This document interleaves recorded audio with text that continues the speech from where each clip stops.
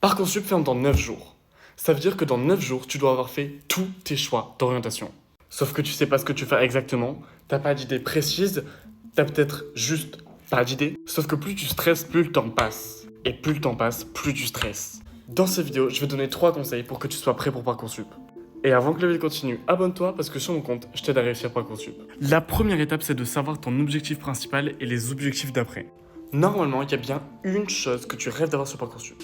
Et bah la première chose à faire, c'est de l'écrire bien ici, genre que ce soit en gros.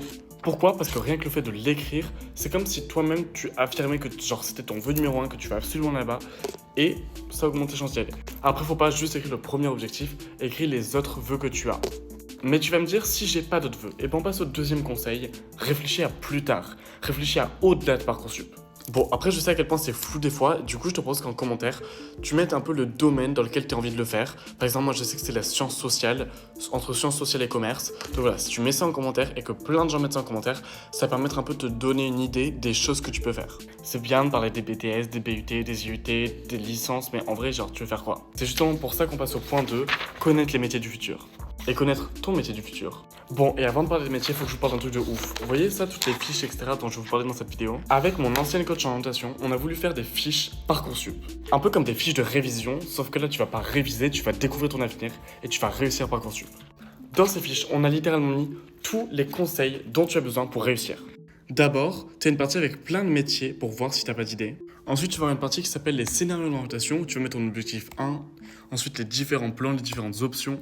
Et ensuite, il y a toute une partie où on va t'aider et te donner plein de conseils pour que tu écrives le meilleur dossier Parcoursup. Ça, c'est plein d'exemples de phrases pour tes lettres de motivation. Ça, c'est des questions que tu peux te poser si tu n'as aucune idée de quoi écrire. Et ça, c'est ma méthode infaillible pour les lettres de motivation. C'est le troisième conseil et c'est la méthode des Lego. Je peux pas trop le développer en vidéo parce que ça prendrait beaucoup de temps.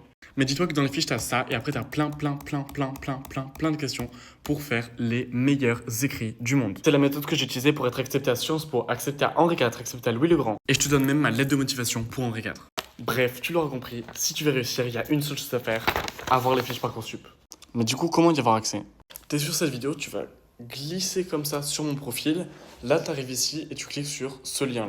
Et directement, tu auras accès aux fiches. Genre, tu peux les télécharger là, maintenant, tout de suite, et dans 2 minutes, tu les as sur ton téléphone.